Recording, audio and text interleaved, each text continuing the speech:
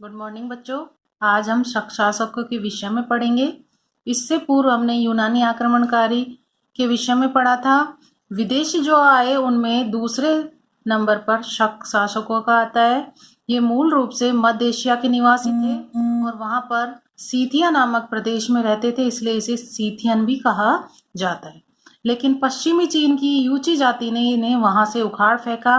फिर इन्होंने भारत की ओर रुख किया और भारत आने से पहले ये बैक्टीरिया में पहली सदी ईसा पूर्व में कुषाणों से पराजित होकर के और पार्थियनों को पराजित करते हुए बोलन दर्रे को पार करके सिंधु घाटी और पश्चिमी उत्तर भारत में आकर के ये बस गए।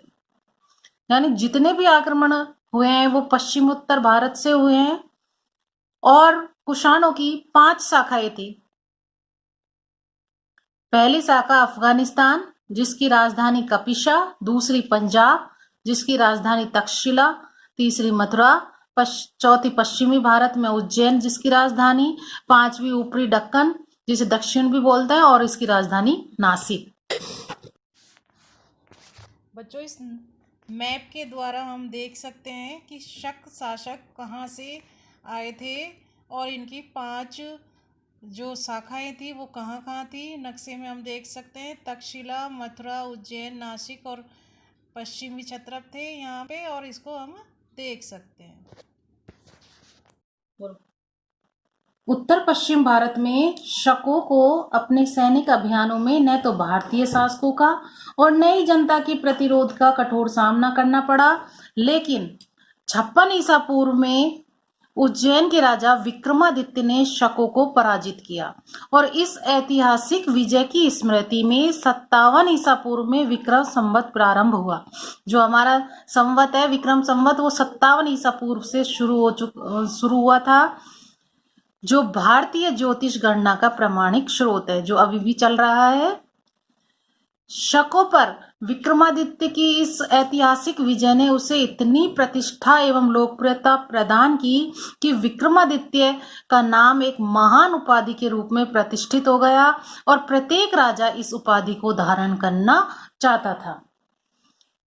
और इन जो 5 शाखाएं थी इनमें सर्वाधिक महत्वपूर्ण शाखा 2 हैं। एक तो उज्जैन यानी पश्चिमी भारत की और दूसरी नासिक की। जो नासिक की शाखा है उसका महत्वपूर्ण शासक हुआ है नहपान, जिन्होंने सातवाहन वंश था उनको राजाओं को पराजित किया। लेकिन 124 ईसा पूर्व में गौतमी पुत्र जो सातवाहन राजा है उसने नहपान का वध कर दिया। और जो दूसरी शाखा थी वो उज्जैन की शाखा थी, उसमें सर्वाधिक प्रसिद्ध जो शासक हुआ है वो रुद्रदामन है, जो कि जय दमन के पुत्र थे और 130 ईसा पूर्व से लेकर 150 ईस्वी तक इन्होंने शासक किया है और इसी शाखा का राज सर्वाधिक रहा है और लगभग 4 सदियों तक इन जो उज्जैन शाखा के शासक है उन्होंने शासन किया है। जो रुद्रदामन शासक था उसका एक प्रसिद्ध लेख है जूनागढ़ अभिलेख, जो वर्तमान में गुजरात में है और ये विशुद्ध संस्कृत भाषा में लिखा गया है और सर्वाधिक लंबा अभिलेख है। और इस अभिलेख के माध्यम से हमें पता लगता है कि रुद्रदामन ने संस्कृत भाषा को बढ़ावा दिया।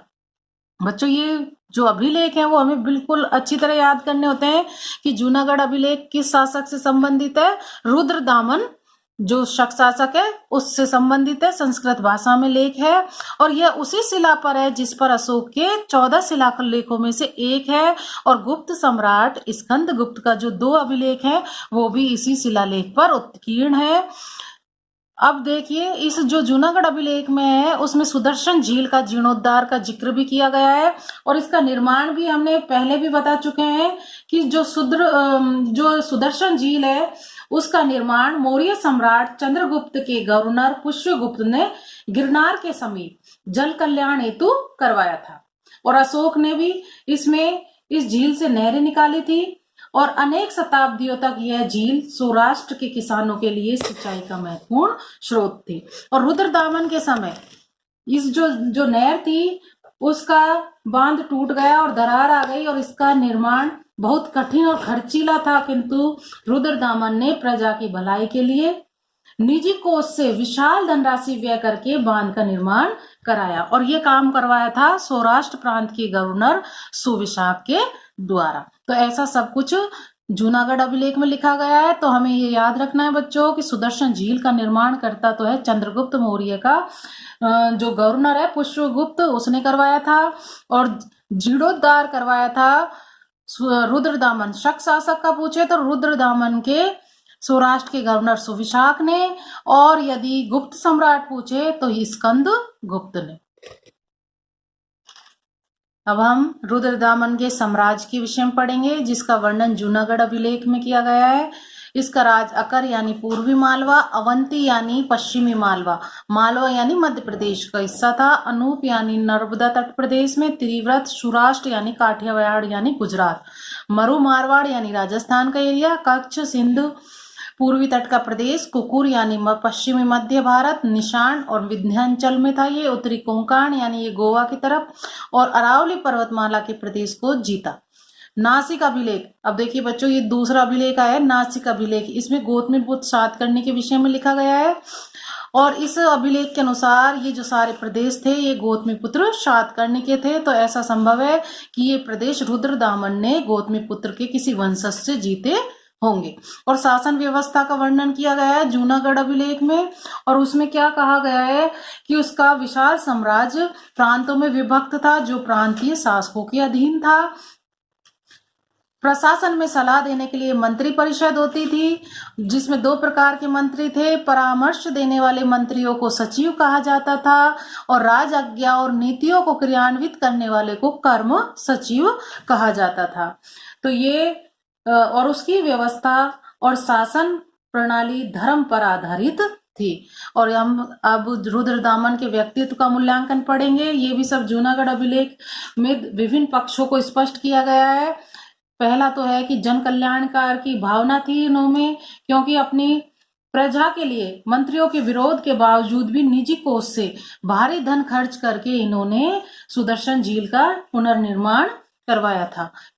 प्रजा वत्सल राजा थे, उच्च आदर्शों को पालन करने वाले थे, शरणागत की रक्षा करने वाले दयालु शासक थे, कुशल सेना नायक और योद्धा भी थे, संगीत और शास्त्रों के ज्ञाता थे, संस्कृत और संस्कृति के संरक्षक थे।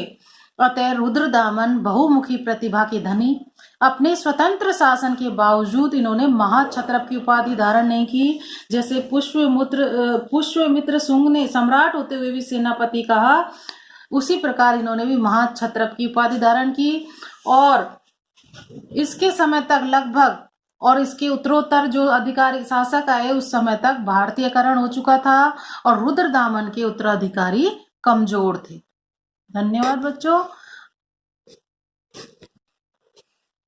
जो आज पढ़ा है बच्चों टॉपिक, उनके प्रश्नों को अपनी उत्तर पुस्तिका में लिख लेना, और होमवर्क के लिए ये प्रश्न है।